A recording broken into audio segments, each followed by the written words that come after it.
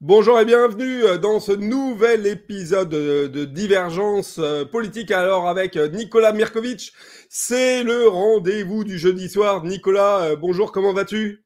Bonjour, très bien, merci à toi Alexis. Ouais, ça va plutôt pas mal. Alors, petit rappel, vous le voyez déguisé, ouais, camouflé plutôt, pardon, je perds mes mots, sous Nicolas, la petite cloche, le petit like, le petit bonhomme. Ça veut dire, faites un like à cette vidéo, s'il vous plaît, abonnez-vous à la chaîne et activez les cloches pour avoir les notifications sur toutes les vidéos qui sortent. Ça vous prend 10 secondes et puis pour nous, pour le référencement, pour l'amélioration de la visibilité de nos vidéos, c'est très important. Donc voilà, je vous encourage vivement à nous soutenir par ce petit geste simple. Ça prend 10 secondes pour vous et pour nous, ça change beaucoup de choses. Alors Nicolas, aujourd'hui, tu as eu envie de parler de l'Union européenne qui fonce dans le mur. C'est le moins qu'on puisse dire. On est aujourd'hui en plus avec une actualité fraîche puisqu'il y a eu la rencontre de Londres qui a été, on va peut-être commencer même par rebours en prenant l'actualité immédiate. Le rendez-vous de Londres a été un véritable échec diplomatique pour l'Union européenne. Comment on peut le qualifier, comment on peut juger ce rendez-vous? C'est un camouflet total. Je veux dire, je serais un des responsables du ministère des Affaires étrangères du Royaume-Uni, la France, d'un pays de l'Union européenne qui aurait participé à cette conférence des volontaires. Là, je me remettrai ma démission. C'est une honte. Donc, on voit que l'Union européenne essaye de se raccrocher à une dynamique qui a été instaurée par Donald Trump. N'oublions pas qu'à l'époque de Biden, il n'y avait plus du tout de négociations avec Moscou. Trump initie quelque chose. L'Union européenne n'a rien fait pendant toutes ces années-là. On sait même que Merkel l'a avoué, Hollande aussi, que après la signature des accords de Minsk II en 2015, les pays de l'Union européenne, en tout cas la France et l'Allemagne, qui étaient garants, enfin qui avaient pas co-signé, mais qui avaient suivi ces accords de Minsk, en tout cas, qui devaient s'assurer de leur mise en place, n'ont rien fait et qu'ils ont profité du moment où de ce moment de paix, en tout cas de petite guerre qu'il y avait sur la ligne de front au Donbass pour armer l'armée ukrainienne pour qu'elle soit aux normes de l'OTAN. Au lieu de chercher la paix, ils cherchaient la guerre. L'Union européenne, ensuite, rien fait, n'a pas dépensé 1 euro pour la paix, pas un centime d'euro pour la paix. Tout d'un coup, Donald Trump arrive, il avait promis qu'il allait négocier la paix avec la Russie. Il enclenche quelque chose et de nulle part sortent les Européens qui, eux, tout d'un coup, veulent une part du gâteau, veulent participer à cet événement, alors qu'ils n'avaient rien fait. C'était un peu honteux en soi. Il faut avoir peu d'honneur pour avoir ce genre d'attitude. Et là, aujourd'hui, lors de cette suite de la conférence qu'ils avaient initiée la semaine dernière à Paris, les Américains disent qu'ils ne veulent pas venir. Les Américains ne viennent pas, se retirent à la dernière minute. Et on À la parle pas dernière minute, effectivement, ouais. et on ne parle pas de n'importe qui, on parle de Marco Rubio, qui est le secrétaire d'État de Donald Trump, on parle de Steve Witkoff, qui est l'émissaire de Donald Trump auprès de la Russie, se retire. Et donc, à la dernière minute, les autres responsables européens disent nous, on va se retirer aussi. Donc, on se retrouve à Londres aujourd'hui avec un rendez-vous des seconds couteaux. On se demande vraiment de quoi est-ce qu'ils vont bien pouvoir parler. Donc, c'est un camouflet total. C'est une honte pour l'Union européenne. Et malheureusement, ce n'est pas une surprise. Ce n'est pas une surprise. Ces personnes-là n'ont aucune stratégie. Elles n'en avaient aucune pour la paix, comme je viens de le dire. Elles n'en ont aucune concernant la guerre. S'ils en avaient concernant la guerre, elles reverraient vite le plan A qui était celui de la paix parce que l'Union européenne n'a aucune façon n'a pas les moyens de se battre en Ukraine aujourd'hui. Comme je le dis à de nombreuses reprises, si demain l'armée française ou l'armée britannique devait aller se battre en Ukraine, elle devrait d'abord recevoir la formation de l'armée ukrainienne parce que pour le combat de terrain qu'on voit aujourd'hui, ces armées-là en sont incapables. Bien évidemment, l'armée française comme l'armée britannique ont des moyens dans le renseignement, dans les informations satellitaires, dans l'aviation, mais pas sur le terrain. Donc, quand on n'a pas les moyens de sa politique, eh bien, je pense qu'on change de sujet, on se fait discret. Et quand on a un grand partenaire que sont les États-Unis, qui, depuis longtemps, hélas, dicte la politique des pays européens, l'Europe a toujours suivi dans des mauvaises décisions, à part la France sur l'Irak en 2003, on a suivi les États-Unis dans une guerre inutile, meurtrière en ex-Yougoslavie, en Irak, en Afghanistan, en Libye. Et là, alors que les États-Unis, pour une fois, veulent discuter la paix, eh bien nous, on n'y arrive pas, on veut la guerre. et on organise des réunions auxquelles personne ne vient, enfin les personnes importantes ne viennent pas, ce qui montre que sans les États-Unis, les Européens ne peuvent rien faire. Et même quand les Européens sont contre, ne sont pas d'accord avec la politique de Washington, eh bien, ils n'ont pas les moyens. Donc, le révélateur, ce qu'on a vu aujourd'hui, c'est le révélateur de cette manque de puissance, cette impuissance européenne en termes de politique internationale, et n'a pas les moyens de sa politique, et n'a pas de stratégie. Et à la fin, elle a quand même besoin des États-Unis. Donc les États-Unis vont vraiment, je pense que Trump n'avait pas beaucoup de respect pour l'Union européenne jusqu'à présent, mais il va en avoir encore moins après cette honte totale pour Bruxelles et pour Londres aujourd'hui, et pour Paris, hein, hélas. Alors, justement, Rubio l'a annoncé, il a dit s'il n'y a pas finalement de possibilité d'avoir un accord de paix sous 24 heures, finalement les États-Unis se retirent. Est-ce que c'est le fiasco final d'une guerre qui dure depuis finalement un peu plus de 3 ans maintenant?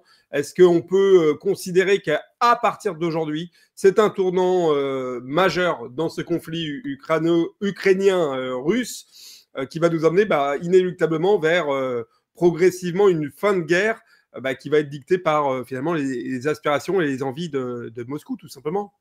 Alors, je me permets juste 2 petites corrections, Alexis. Je sais que tu es d'accord, mais je le rappelle, cette guerre, elle ne date pas de 2022, mais depuis 2014. Et c'est vraiment une guerre qui n'est pas russo-ukrainienne, mais russo-otanienne. Les Ukrainiens, malheureusement, servent de chair à canon et Zelensky est une marionnette, comme l'avait dit Mykola Azarov, l'ancien Premier ministre ukrainien, qui lui fait ce qu'on lui dit de faire. Il suit les plus atlantistes et aujourd'hui, il essaie de tout faire pour ne pas devoir signer une paix, parce que s'il doit signer une paix, les Ukrainiens vont lui demander pourquoi est-ce qu'il a fait cette guerre. Si c'est pour laisser plus de territoire aux Russes, si c'est pour avoir assisté à la mort de peut-être jusqu'à 1 million, plusieurs centaines de milliers d'Ukrainiens en tout cas, et d'avoir appauvri le pays, il va devoir rendre des comptes. Donc lui, Zelensky veut la guerre. Pour revenir à ta question, oui, il est complètement possible qu'au bout d'un moment, les Américains en aient marre des Européens, qui sont aujourd'hui ceux qui, je le rappelle, mettent des bâtons dans les roues. Mettre dans les bâtons dans les roues dans une démarche pacifique, certainement pas innocente, il faut pas se leurrer, mais qui est quand même dans l'intérêt des Européens. Quel continent a besoin d'une guerre d'une telle ampleur sur son territoire? Personne n'a besoin de ça. Donc, je pense que les États-Unis, au bout d'un moment, pourraient dire aux Européens, débrouillez-vous.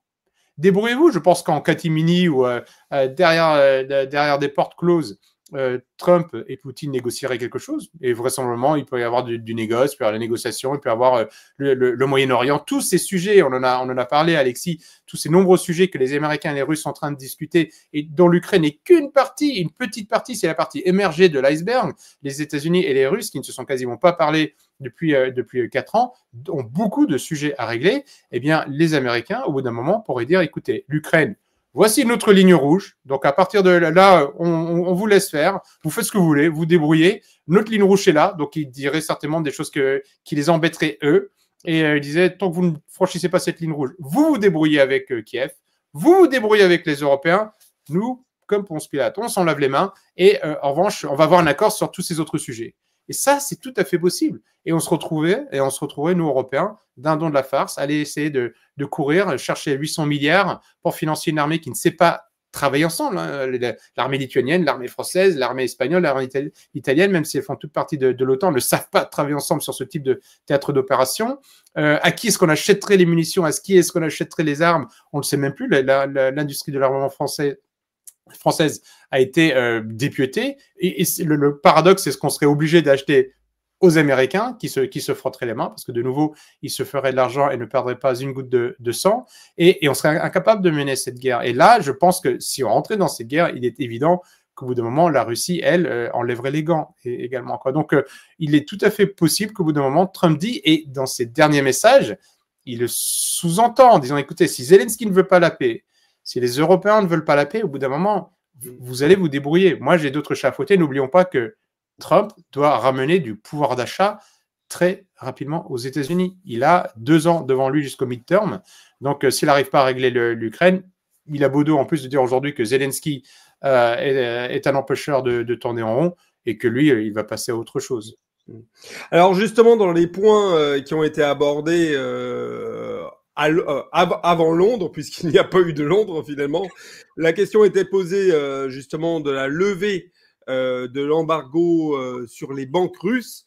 chose qui a été totalement refusée par l'Union européenne, qui a maintenu sa position en disant non, il est hors de question de lever les sanctions sur les établissements bancaires et sur le rattachement au SWIFT. Donc, ce qui pour les États-Unis est un frein, puisque, comme tu l'as expliqué, les États-Unis ont une volonté de redémarrer économiquement du business as usual, comme on dit, avec la Russie. De l'autre côté, côté ukrainien, eh bien, il y a une notification extrêmement claire, extrêmement nette et sans appel finalement sur la Crimée, c'est-à-dire sur le fait que les Ukrainiens refusaient catégoriquement que la Crimée puisse être considérée définitivement comme appartenant à la Fédération de Russie. Ces deux points, est-ce que c'est directement quelque chose qui peut impacter les potentielles relations entre les États-Unis et justement éventuellement la Russie de Poutine? Je dirais pas entre les États-Unis et la Russie. Alors bon, on a ces informations qui sont sorties dans la presse. Je ne sais pas moi personnellement ce qui est vrai, ce qui est pas vrai. On peut imaginer qu'il y a un peu de vrai quand même là-dedans, qu'il doit y avoir une source autorisée qui ait fait fuiter au moins certains éléments. Peut-être que des journalistes en ont rajouté d'autres. On sait comment ils font. Mais je pense que l'ambiance de travail entre Moscou et Washington n'a jamais été. Et ce n'est pas la faute de Washington si Zelensky n'accepte pas. Je pense que ça n'empêche, si les États-Unis se retiraient du conflit, ou en tout cas se retirer pour partie, je ne les vois pas abandonner complètement le conflit, ça n'empêcherait pas Moscou et Washington de faire des affaires par ailleurs, de se mettre d'accord sur d'autres zones d'influence, sur d'autres sphères géographiques où ils ont des intérêts croisés. Donc je pense que non, je pense que c'est juste idiot de la part de Zelensky, parce qu'il est en train vraiment de se mettre à dos son plus gros bailleur de fonds. Parfois même, on peut se demander si c'est pas du cinéma tout ça et quel est ce jeu, tellement ça paraît incroyable. Sans les États-Unis, Zelensky n'existe plus. Ouais. Il n'y a plus d'armée ukrainienne. C'est-à-dire que si même demain, comme on le disait il y a quelques instants, les États-Unis se retireraient complètement, imaginons, j'ai du mal à y croire, mais complètement, eh bien, Zelensky, enfin, c'est un cadeau à Poutine qui lui peut aller jusqu'à Kiev, je pense, quasiment sans difficulté. Et c'est pas les quelques divisions de Français, d'Anglais, d'Allemands qui arrêteraient ça. Et s'il il y aurait de l'escalade, bah, ce serait le feu nucléaire. Donc, on ne comprend pas tout à fait ça, à part de la mégalomanie, ou alors aussi des soutiens atlantistes qui disent à Zelensky qu'il faut tenir le coup, que Trump, si tout se passe bien, dans les midterms, il perd, il va se focaliser. C'est dans 2 ans quand même. C'est clair, ça, ils peuvent essayer de faire durer. C'est une façon de tenir en disant, écoutez, on a 4 ans à tirer jusqu'à ce qu'il y ait un nouveau président impérialiste, encore plus impérialiste en tout cas, dans la lignée, on va dire, d'un Biden ou d'un Obama qui viendrait au pouvoir. Et là, du coup, ça serait de nouveau le tonneau des Danaïdes, le fonds perdu, de l'argent du contribuable américain et européen qui tomberait dans les poches de Zelensky et du complexe militaire industriel américain et européen au passage pour continuer la guerre. Donc, je pense que les discussions et les comptes rendus que nous avons, qui filtrent en tout cas officiellement de la part de Witkoff ou même de Peskov, montre que Moscou et Washington, le climat est en train de se réchauffer. Ce qui est positif pour la paix, ce qui est positif pour eux, et malheureusement pour nous, Européens, on a à la tête de nos pays, en tout cas des grands pays européens, pas tous, des personnes qui veulent parler de guerre, alors que l'Europe nous avait dit que c'était pour la paix. Il y a quand même un grand paradoxe dans tout ça qui coûte des centaines de milliers de vies. Donc ça, je pense que c'est très préoccupant. Et un pognon de dingue, comme dirait notre très cher président. Question, justement, pour revenir sur la partie économique. Tu l'as dit tout à l'heure, Trump a véritablement un objectif ou une priorité, d'ailleurs. C'est de se recentrer peut-être sur la question de son économie, de son, je dirais, de redonner du pouvoir à ses concitoyens. On voit que c'est pas simple. On en a parlé longuement dans différentes émissions sur ce plateau. Première question, est-ce que tu penses que côté américain, c'est-à-dire des citoyens américains, finalement, le fait que Trump ne puisse pas tenir sa promesse de résoudre par la paix ce conflit ukraino-russe, est-ce que c'est important ou est-ce que finalement les Américains s'en moquent? C'est pas le centre de leurs préoccupations et finalement ça pourrait être potentiellement une promesse de campagne non tenue mais sans trop d'impact pour l'image de Donald Trump. Première question. Deuxième question, c'est finalement sur un point de vue économique, quelles sont les relations derrière entre l'Europe et les États-Unis? Vers où va-t-on? Parce que là, on est véritablement, on a quand même l'impression qu'on est dans une, avec ce rendez-vous manqué de Londres, qu'on est véritablement dans une rupture définitive. Alors, sur le premier point, non, les Américains n'ont pas voté majoritairement pour Trump pour mettre fin à la guerre en Ukraine. Je rappelle que la plupart des Américains ne savent même pas où se trouve l'Ukraine. Malheureusement, de plus en plus de Français ne le savent pas. C'est pas, je n'irai pas jusqu'à dire que c'est le cadet de leurs soucis, parce que ça a quand même été un thème de la campagne. Mais si Trump explique qu'il a mis tout le monde autour de la table, mais que derrière, et je pense qu'aujourd'hui, c'est plutôt Zelensky qui servirait de fusible. Zelensky ne veut pas négocier, n'a pas accepté. Il le dit dans un de ses tout derniers messages sur Truth Social, son réseau social, que Zelensky, il met en garde Zelensky de ne pas vouloir, le vilipende de ne pas vouloir lâcher la Crimée. En disant que voilà, pourquoi veut-il la Crimée maintenant alors qu'il ne s'est pas battu pour elle il y a en 2014? Donc il écrit.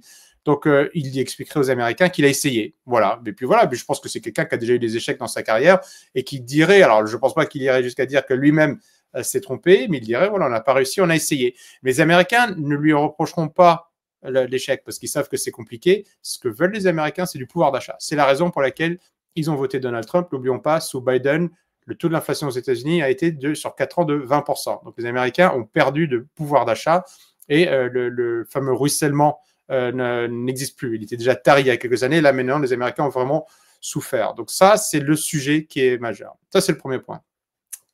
Le deuxième point sur les relations entre l'Europe et les États-Unis, c'est une relation qui est extrêmement conflictuelle. Pour autant, on voit quand même que les Européens n'appliquent pas de sanctions, de boycott des produits américains, qu'au contraire, plusieurs pays européens veulent acheter des F-35 américains. Donc, même le Danemark, donc les États-Unis sont en train de dire qu'ils veulent récupérer le Groenland, et qui appartient, qui est une région autonome, une île autonome qui appartient au Danemark. Et les Danois, on pourrait imaginer qu'ils sont un peu remontés contre les États-Unis et en profitent pour acheter du Rafale ou peut-être même des Gripen de Suédois.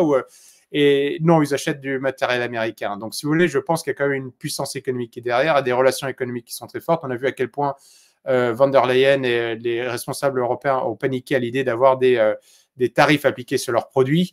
Donc, non, je pense que c'est quand même à la fin l'économie qui va mener la danse. Et la situation est tendue, ça c'est certain. On ne peut pas dire que c'était comme avant. Les relations économiques, les deux pays ont intérêt à ce que ça marche, parce que les situations économiques des États-Unis comme de la zone euro ne sont pas bonnes. Et c'est encore bien plus grave pour la zone euro, qui est une des zones de croissance les plus faibles du monde. C'est-à-dire qu'on a des pays qui étaient, quand nous qualifions avant de pays du tiers-monde, qui sont en train de se développer, qui sont en train de se sortir, qui ont des taux de croissance, qui sont en train de développer leur marché, alors que l'Europe, c'est le contraire. L'Europe est en phase de tiers-mondisation. On a les statistiques sur la formation du nombre d'ingénieurs dans le monde. Enfin, en tout cas, ingénieurs, c'est l'étude STEM qui vient de l'université de Georgetown aux États-Unis. Donc, STEM, c'est les universités qui forment des personnes dans les domaines de la science, la technologie, l'ingénierie et les mathématiques. Donc, il ne faut pas que ça pour faire une société, mais c'est quand même assez important pour développer l'économie. Eh bien, il n'y a quasiment que des pays des BRICS, dans les 11 premiers pays au monde qui forment le plus de diplômés dans ces domaines-là. On a essentiellement des pays des BRICS. L'Allemagne est encore bien représentée. La France est en milieu de tableau et puis il n'y a plus personne. Donc, on est sur une phase descendante. Les États-Unis aussi. Dans ce classement, les États-Unis sont plutôt vers le bas. Je vous rappelle qu'on parle de pourcentage, mais pas en termes de chiffres absolus. Donc, ils ont besoin l'un de l'autre. On pourrait même se retrouver à une situation paradoxale où tout d'un coup, les États-Unis et l'Europe décident de faire une grande zone commune parce que par rapport à ce qui se passe dans le reste du monde, ils sont tellement déclassés dans certains qui vont se renforcer en disant on va faire une grande zone douanière, on va battre tous les tarifs entre nos pays, même si il y a un Donald Trump et un Emmanuel Macron qui sont encore au pouvoir et qui ne s'entendent pas sur tout un tas de sujets. Et pour sauver leurs économies, ils seraient prêts à faire ça. Donc, je ne pense pas qu'on va avoir une grande crise pour l'instant ailleurs que ça, parce que la zone euro et les États-Unis ne peuvent pas économiquement se le permettre. Je voyais justement un graphique qui est sorti la semaine dernière qui est fait par le Fonds monétaire international. Donc là, on est très très loin de l'agent du Kremlin, hein, soyons très clairs, qui listait donc les plus grandes économies du monde en pouvoir par habitant. Les États-Unis donc sont deuxième, la Russie est quatrième, donc comme quoi finalement elle est un peu plus forte que le Portugal. Si on reprend les légendes, les légendes urbaines européennes. Là, tu parlais effectivement côté européen, l'Allemagne est sixième et la France finalement neuvième. Donc voilà, c'est quand même pas brillant effectivement, en sachant que entre effectivement l'Allemagne et la France et l'Inde qui est troisième, il y a quand même une différence qui est considérable sur le graphique. Dernière petite question finalement pour finir cette émission. Est-ce que Londres marque finalement aussi le désengagement potentiel de l'Union européenne vis-à-vis de l'Ukraine? Est-ce que on n'a pas entendu finalement, même dans les grands médias, dans les médias de grand chemin, qui sont contre vents et marées à soutenir mordicus l'Ukraine depuis des années, on n'a pas entendu quand même un vent de révolte. On a entendu même plutôt pas grand-chose, pour être franc avec toi, plutôt oui. Une absence d'informations sur le sujet. Est-ce qu'il n'y a pas de personnalité politique marquante qui a pris fait et cause pour dire, bah voilà, là c'est quand même dramatique, il faut soutenir l'Ukraine. Voilà, on a l'impression que véritablement, peut-être il y a un tournant aussi côté européen qui se marque en disant, bon voilà, c'est foutu, les Américains lâchent l'Ukraine et ça paraît évident désormais. Passons à autre chose. Est-ce que là, c'est peut-être une analyse ou une réflexion qui est un petit peu fantaisiste, ou est-ce qu'on peut imaginer qu'il commence à y avoir un désengagement européen sur la question ukrainienne?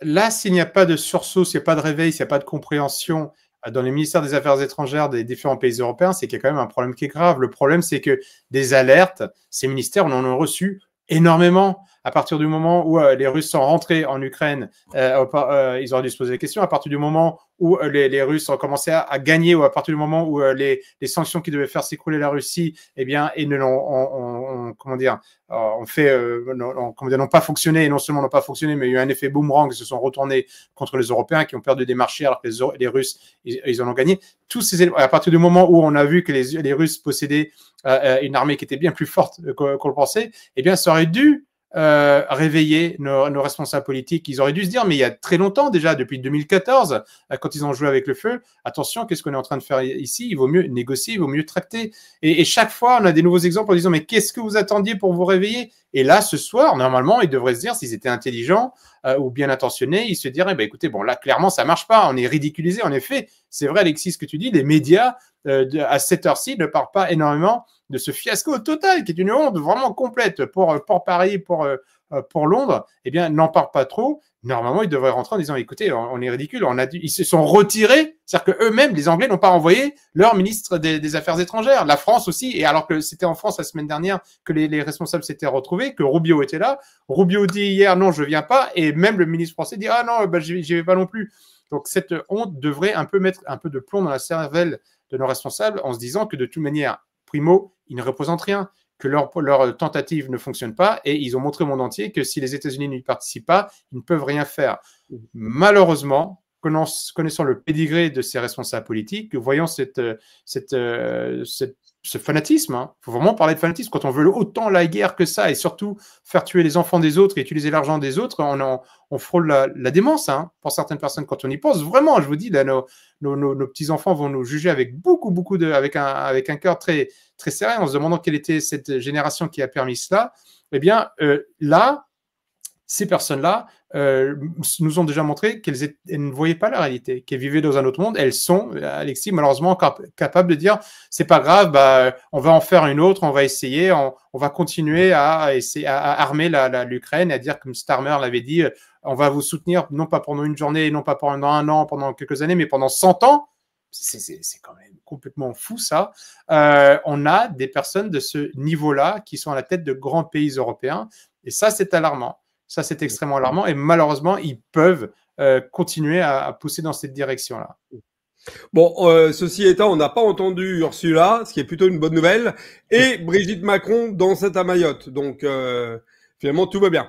Oui, il y a ceux qui dansent et il y a voilà, la cigale et la fourmi. Et on sait comment ça se termine cette histoire. Voilà. J'ai quand même peut-être l'impression que les gens sont en train de passer à autre chose, même dans les soutiens du premier jour.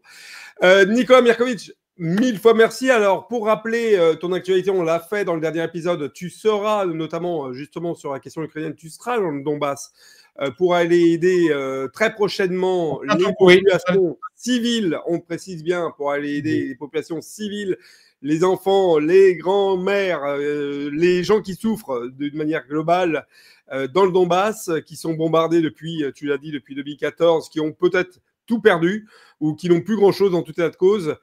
Donc, avec ton association Ouest-Est, comment on peut faire pour t'aider ? Eh bien, nous soutenir, relayer l'information, nous suivre sur les réseaux sociaux. On a une page Facebook, on a une page Twitter et Instagram. Ceux qui le peuvent, de faire un don. Si vous allez sur le site www.west-est.org, vous trouverez un petit lien nous soutenir, nous aider. Et donc voilà, c'est grâce à ça qu'on peut financer ces missions et aider en effet les personnes que personne n'aide.